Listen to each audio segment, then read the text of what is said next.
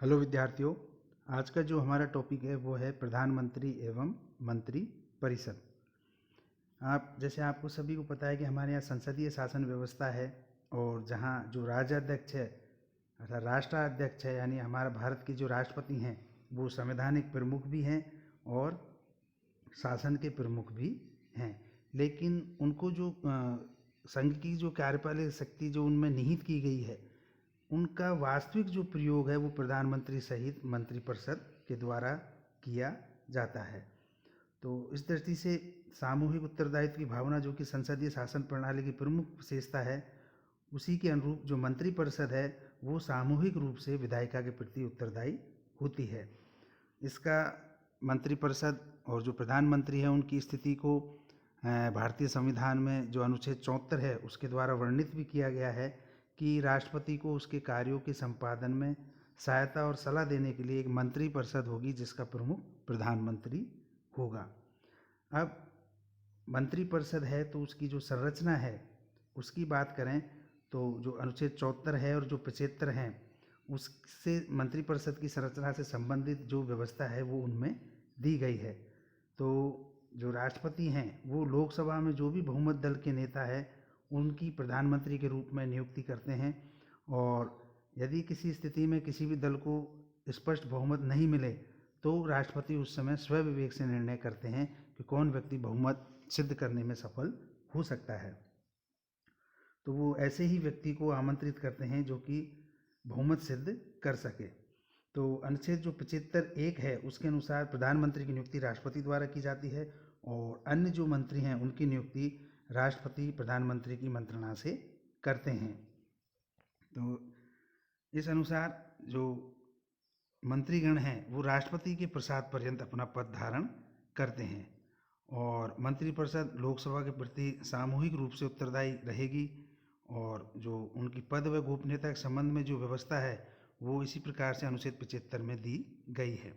अब जो संगठन है मंत्रिपरिषद का वो हमारे यहाँ जो देखने को मिलता है वो इस प्रकार का है कि यहाँ जैसे कैबिनेट मंत्री होता है उसमें राज्य मंत्री होता है और उप मंत्री और संसदीय सचिव भी होते हैं। संसदीय सचिव कोई अनिवार्यता नहीं है, जो कार्य का अधिक भार को कम करने के लिए यह एक परंपरा अनुसार चलाई गई व्यवस्था है। तो पहले स्तर के जो मंत्री होते हैं उनको कैबिनेट स्तर के मंत्री बोला जाता है जो कि किसी भी विभाग के अध्यक्ष तथा नीति निर्धारण में अपनी महत्वपूर्ण भूमिका निभाते हैं और अपने विभागों के वो प्रमुख होते हैं। और प्रधानमंत्री द्वारा जो आयोजित जो प्रमुख बैठक हैं उनमें यही लोग जो कैबिनेट के सदस्य हैं वो उसमें भाग लेते हैं जिनकी संख्या जो प्रमुख विभागों सहित 7 या 8 हो सकती है। इन्हीं की सहायता के लिए अन्य मंत्रियों की भी नियुक्ति की जाती है, जैसे स्वतंत्र प्रभार वाले मंत्री जो कि अतिरिक्त कैबिनेट मंत्री के रूप में होते हैं, राज्य मंत्री होते हैं और उप मंत्री होते हैं। तो इस प्रकार का संगठन मंत्रिपरिषद का होता है। अब मंत्रिपरिषद का जो उत्तरदायित्व की जो भावना है तो वो लोकसभा के प्रति होती है सामूहिक रूप से और मंत्रिपरिषद का जो प्रत्येक सदस्य है वो मंत्रिमंडल के निर्णय के लिए उत्तरदायी होता है।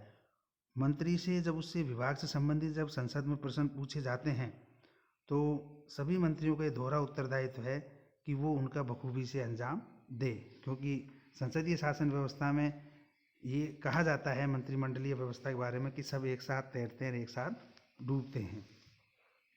अब मंत्रिमंडल की जो शक्तियाँ और जो कार्य हैं तो पहला जो सबसे महत्वपूर्ण जो कार्य है वो राष्ट्रीय नीतियों का निर्धारण करना होता है। मंत्रिमंडल ही यह निर्धारित करता है कि आंतरिक क्षेत्र में प्रशासन के जो विभिन्न विभाग हैं और विदेश नीति के क्षेत्र में दूसरों देशों के साथ जो संबंध है उनमें उन विषयों से संबंधित किस प्रकार की नीति अपनाई जाए।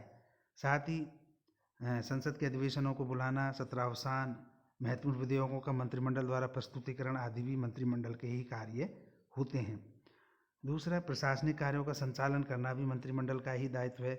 जिस विभाग के वो उत्तरदायी हैं उनका निर्देशन, उनका पर्यवेक्षण करना, क्योंकि जो मंत्रिमंडल है वो देश की सर्वोच्च कार्यपालिका होती है और इस दृष्टि से अध्यादेश एवं जो प्रदत्त व्यवस्थापन नामक जो व्यवस्था है उसके कारण अब मंत्रिमंडल की शक्तियों में काफ़ी वृद्धि हो चुकी है। एक संवैधानिक व्यवस्था के अनुसार वित्त पर संसद का नियंत्रण होता है।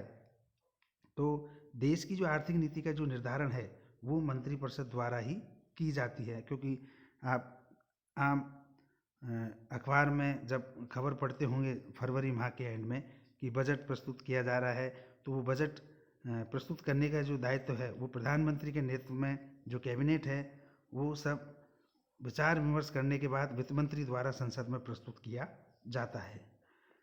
एक बड़ा अहम कार्य जो कि विदेश विभाग का है, जो कि विदेश मंत्री निभाते हैं, कि विदेश नीति के निर्धारण और उनसे संबंधित महत्वपूर्ण जो निर्णय हैं उनकी भूमिका का निर्वाह विदेश मंत्री करते हैं। तो अन्य देशों से किसी प्रकार की संधि समझौते ये सब करने का दायित्व हमारे मंत्रिमंडल का ही होता है।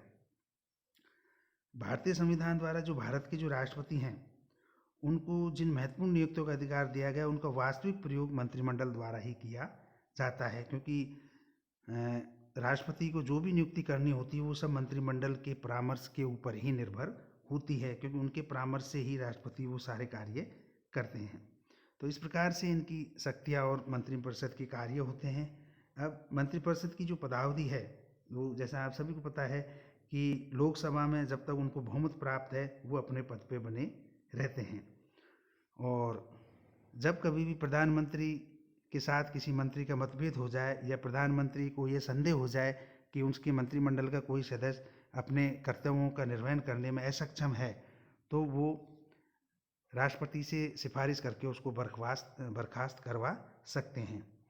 इसमें एक चीज़ बताने से मैं रह गया था कि जो भी सदस्य है लोक संसद का वो मंत्री चुना जा सकता है।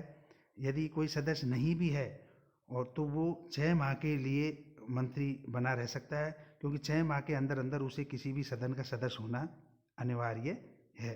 तो इस दृष्टि से यदि कोई मंत्री चुन लिया गया हो और वो 6 माह उसके निकल गए हों और वो किसी सदन के सदस्य नहीं रहता तो उसे अपने पद से त्यागपत्र देना होता है। तो ये तो रही मंत्रिपरिषद की बात। अब जो प्रधानमंत्री हैं जो कि इस समूची मंत्रिपरिषद रूपी जो जहाज है उसके एक कप्तान के रूप में जाने जाते हैं, जिन्हें समानों में प्रथम भी कहा जाता है प्रधानमंत्री। तो ब्रिटेन के प्रधानमंत्री तथा अमेरिकी राष्ट्रपति की तुलना में जो भारत के जो प्रधानमंत्री हैं उनका राजनीतिक व्यवस्था में अत्यंत महत्वपूर्ण स्थान है। और जो संसदीय शासन व्यवस्था है भारतीय मापदंडों के अनुसार, तो भारत में राष्ट्रपति की जो शक्तियाँ हैं वो औपचारिक हैं, लेकिन उनका व्यवहार में जो प्रयोग है या वास्तविक प्रयोग करता है वो प्रधानमंत्री ही हैं। तो हमने विगत दशकों में जो भारतीय राजनीतिक व्यवस्था में जो हमें देखने को मिला है उसके अनुसार जो प्रधानमंत्री है वो अपने व्यक्तिगत गुणों से या अपने करिश्माई नेतृत्व में या अपने उपलब्धियों के आधार पर देश के निर्विवाद नेता के रूप में एवं प्रभावशाली एक शक्तिपुंज के रूप में अपने प्रधानमंत्री पद को उन्होंने अभी तक प्रतिष्ठित किया है। तो जैसा कि जो ब्रिटिश पीएम की उपमा दी गई है ब्रिटिश जो चिंतक हैं उनके द्वारा कि प्रधानमंत्री नक्षत्रों के बीच चंद्रमा है, तो वो लगभग वो सारी बातें भारतीय प्रधानमंत्री के लिए भी सिद्ध होती हैं। अब इनकी चयन और नियुक्ति के ऊपर बात करें तो भारत में प्रधानमंत्री का जो चयन है और नियुक्ति के संबंध में हमारे जो संविधान का जो अनुच्छेद 75 है उसमें मात्र केवल यह प्रावधान दिया गया है कि प्रधानमंत्री की नियुक्ति राष्ट्रपति करेगा। तो राष्ट्रपति जब जो भी आम चुनाव है उसके बाद किसी भी दल के अपना बहुमत सिद्ध करना होता है तो उसका बहुमत दल का वो अपना एक नेता चुनते हैं, या तो स्पष्ट उनके पास बहुमत होता है तो राष्ट्रपति को अपने स्वविवेकीय जो अधिकार हैं उसको करने का कोई रास्ता नहीं रह जाता। यदि ऐसी स्थिति उत्पन्न हो जाए किसी भी दल को स्पष्ट बहुमत नहीं है तब राष्ट्रपति अपने स्वविवेकीय अधिकार को प्रयोग में लेते हैं और उसी व्यक्ति को आमंत्रित करते हैं जिसको उनको यह लग जाए कि यह व्यक्ति बहुमत सिद्ध कर सकता है। तो जो बहुमत सिद्ध कर देता है राष्ट्रपति उसी को प्रधानमंत्री नियुक्त करते हैं। यदि हम योग्यता की बात करें तो संविधान में इसके लिए कोई स्पष्ट प्रावधान नहीं दिया गया है, लेकिन इतना अवश्य कहा गया है कि प्रधानमंत्री लोकसभा में बहुमत प्राप्त दल का नेता होगा। तो इस दृष्टि से जो कि बहुमत प्राप्त दल का नेता होगा और उसमें बहुमत सिद्ध करने लायक वो इतना योग्य होगा, वही व्यक्ति प्रधानमंत्री चुना जा सकता है। कई बार ऐसा भी हुआ है कि कोई व्यक्ति किसी भी सदन के सदस्यता उसके पास नहीं है, तो भी उसको हम प्रधानमंत्री, हमारे यहाँ व्यवस्था है, नियुक्त किया जा सकता है, क्योंकि उसे 6 माह के अंदर उसे किसी न किसी सदन का सदस्य होना पड़ता है। अब यदि हम इनकी शक्तियों के बारे में बात करें तो जो व्यवहारिक जो स्थिति है उसमें प्रधानमंत्री संपूर्ण शासन प्रणाली का मूल आधार होता है, राष्ट्रीय राजनीति का केंद्र बिंदु होता है। इसी दृष्टि से विस्तृत अधिकार और शक्तियाँ प्राप्त होती हैं। तो इसकी शक्ति और कार्यों को देखें तो पहली जो प्रधानमंत्री है वो मंत्रिमंडल की आधारशिला है। जैसे कि ब्रिटिश पीएम होते हैं, वैसे ही भारत का प्रधानमंत्री भी मंत्रिपरिषद के निर्माण, जीवन और मृत्यु में केंद्रीय भूमिका निभाते हैं, क्योंकि संविधान जो व्यवस्था है उसके अनुसार राष्ट्रपति प्रधानमंत्री की समिति से ही मंत्रियों की नियुक्ति करते हैं और उनकी जो पद मुक्ति है वो भी लगभग उन्हीं के ऊपर ही उसका सारा दायित्व होता है। वही उन्हीं को विभागों का बंटवारा भी करते हैं और उन्हीं को वो जो मंत्रियों के जो ग्रेड हैं, जैसे कैबिनेट मंत्री है, उप मंत्री है, राज्य मंत्री है, वो भी बांटने का कार्य प्रधानमंत्री का ही होता है। किसी भी मंत्री को यदि कार्यों से प्रधानमंत्री असंतुष्ट हैं या वैचारिक मतभेद हैं तो प्रधानमंत्री उनसे त्यागपत्र मांग सकते हैं और या राष्ट्रपति के माध्यम से उसे बर्खास्त भी करवा सकते हैं। दूसरा, राष्ट्रपति को परामर्श एवं सहायता देना, जैसा कि जो अनुच्छेद 74 है उसमें वर्णित है कि राष्ट्रपति को सलाह एवं सहायता देने के लिए एक मंत्रिपरिषद होगी और उसका प्रधान प्रधानमंत्री होगा। तो राष्ट्रपति हमेशा अपने कृत्यों का प्रयोग उसी सलाह के अनुसार करेगा जैसा कि प्रधानमंत्री और मंत्रिपरिषद ने उनको दी है। और यह व्यवस्था 44वें संविधान संशोधन के बाद यदि मंत्रिपरिषद राष्ट्रपति द्वारा लौटाई गई कोई सलाह को पुनर्विचार के लिए लौटाते हैं और वापस वो पुनर्विचार के बाद राष्ट्रपति के पास जाएगी तो राष्ट्रपति को अपनी मंजूरी देनी ही पड़ेगी। इसमें एक जो अनुच्छेद 78 है कि प्रधानमंत्री का जो कर्तव्य है उसको रेखांकित करता है कि प्रधानमंत्री का यह कर्तव्य होगा कि वह राष्ट्रपति, संघ के शासन तथा कानून निर्माण संबंधी कोई भी जानकारी यदि उनसे चाहें तो वो उन्हें वो प्रेषित करेंगे। तो यहाँ जो प्रधानमंत्री की शक्तियों के साथ साथ उनका भारतीय संवैधानिक व्यवस्था में उनका एक कर्तव्य भी निर्धारित किया गया है। तीसरा, प्रधानमंत्री है जो दल का नेता होता है। सैद्धांतिक रूप से जो प्रधानमंत्री है वो संसदीय दल का नेता होता है, लेकिन अधिकांश व्यवहार रूप में ये क्या होता है कि संसदीय दल और जो प्रधानमंत्री वो एक ही व्यक्ति में आसन रहता है, जिससे कि क्या होती है कि जो प्रधानमंत्री का जो वर्चस्व है वो उसके नेतृत्व गुणों के आधार पे हमेशा उसका वर्चस्व बना रहता है। सर्वोच्च नेतृत्वकर्ता होते हैं प्रधानमंत्री, क्योंकि जो हमारी जो संघीय जो मंत्रिपरिषद है या कार्यपालिका है वो देश की शीर्षस्थ निकाय होती है कानून निर्माण की दृष्टि से या कानून क्रियान्वयन की दृष्टि से। तो देश की राष्ट्रीय और अंतर्राष्ट्रीय नीतियों के निर्धारण में प्रधानमंत्री की जो नीति है वो महत्वपूर्ण भूमिका निभाती है। शासन नीति के जो अंतिम निर्धारक रूप में जो प्रधानमंत्री का जो दृष्टिकोण है वो दल एवं दृष्टि को एक ही दिशा प्राप्त वो करवाते हैं। तो वो संसद में अपने दल तथा मंत्रिपरिषद को नेतृत्व भी इसी दृष्टि से प्रदान करते हैं। एक सैद्धांतिक रूप से संवैधानिक दृष्टि से जैसे वो आपातकाल में जो प्रधानमंत्री की जो शक्तियां हैं 352, 356 अनुच्छेद और 360 के अंतर्गत जो आपातकाल की घोषणा है वैसे तो राष्ट्रपति के द्वारा की जाती है, लेकिन वो सब व्यवहार रूप में प्रधानमंत्री की सलाह पर ही की जाती हैं, क्योंकि सैद्धांतिक रूप से वो सारी शक्तियाँ राष्ट्रपति को प्राप्त होती है लेकिन इनका वास्तविक प्रयोगकर्ता होता है प्रधानमंत्री। तो आपातकाल के दौरान जो प्रधानमंत्री है वो शक्तियों का केंद्र बिंदु बन जाता है, वो इनका दुरुपयोग भी कर सकता है। लेकिन हमारी जो न्यायपालिका है वो इस बात को देखती है कि वो इस तरह का अपना जो प्रकृति है शक्तियों की वो इस प्रकार की ग्रहण नहीं कर ले। प्रधानमंत्री और तथा अंतर्राष्ट्रीय संबंधों को लेकर देखें तो प्रधानमंत्री होता है एक विलक्षण प्रतिभाशान व्यक्तित्व का धनी होता है। उस दृष्टि जैसे हमारे उन्हीं के द्वारा जो अंतर्राष्ट्रीय संबंध हैं वो निर्धारित किए जाते हैं। यदि हम नेहरू जी को देखें तो पंचशील के सिद्धांत, गुटनिरपेक्षता के सिद्धांत, जब गुजराल प्रधानमंत्री थे तो गुजराल सिद्धांत और लुक मेक इंडिया आदि के जो मुख्य रचनाकार हैं वो भारतीय प्रधानमंत्री ही रहे हैं। तो अंतर्राष्ट्रीय संबंधों एवं परराष्ट्र की रणनीति है वो उन पर प्रधानमंत्री का पर्याप्त प्रभाव पड़ता है। एक केंद्र और जो राज्य है, क्योंकि हमारे यहाँ संघीय शासन व्यवस्था भी है, तो यहाँ जो केंद्र है और उसकी जो इकाइयाँ हैं राज्य, उन दोनों के मध्य एक समन्वयकर्ता के रूप में भी प्रधानमंत्री की भूमिका बड़ी अहम है। क्योंकि भारत का जो संघात्मक ढांचा है उसमें प्रधानमंत्री की जो भूमिका है वो बड़ी महत्वपूर्ण है।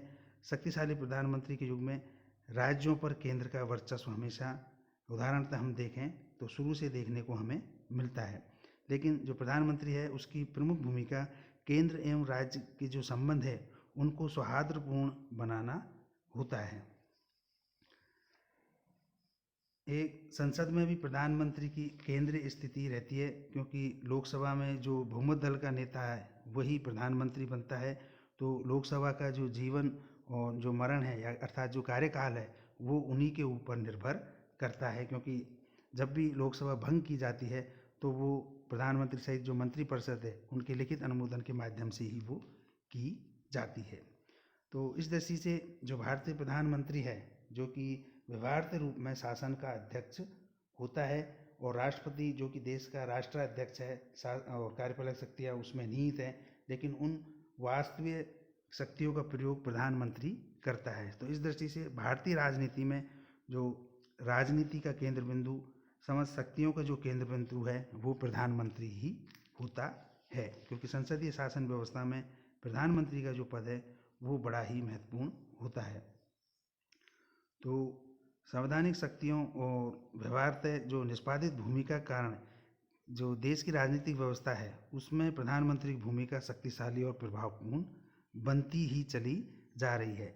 एक बात अलग है कि जहाँ भी जब भी मिली जुली जो सरकार आई हैं या गठबंधनात्मक जो सरकार रही हैं भारतीय राजनीति में, वहाँ प्रधानमंत्री की जो परंपरागत जो निर्बाध शक्तिशाली भूमिका है उसमें थोड़ा गिरावट देखने को हमें मिलती है। लेकिन फिर भी संवैधानिक और क्रियाशील शक्तियों का जो प्रतीक है वो वास्तविक रूप में प्रधानमंत्री ही भारतीय राजनीति में शुरू से रहे हैं। तो दोस्तों आज के लिए इतना ही। ये भारतीय मंत्रिपरिषद और जो प्रधानमंत्री, उनका संगठन, उनकी शक्तियाँ और व्यवहार रूप में उनकी जो कार्यशैली है उसके ऊपर आज हमने चर्चा की है। आज के लिए इतना ही। धन्यवाद।